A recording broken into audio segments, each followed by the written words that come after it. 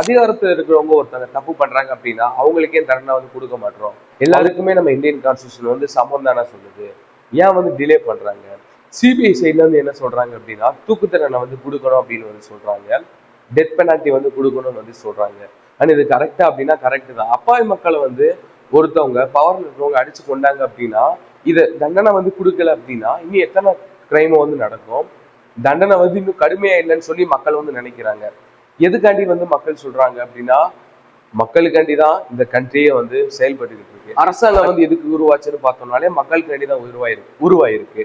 So அந்த மக்களுக்கு ஒரு பிரச்சனை அப்படின்னா கவர்மெண்ட் வந்து சரியா பண்ணணும். ஸோ இந்த கவர்மெண்ட் வந்து சரியா பண்ண மாட்டாங்களோ அப்படின்ற ஒரு பெரிய கேள்வி வந்து இப்ப நாளடைவுல வந்து காமனா வாழ்ந்துகிட்டு இருக்க ஒரு சிட்டிசனுக்கு வந்து ஏற்படும். நம்ம குடும்பத்துல இருந்து ஒரு செத்து போனா அப்படின்னா தான் நம்மளுக்கு வலி தெரியும்.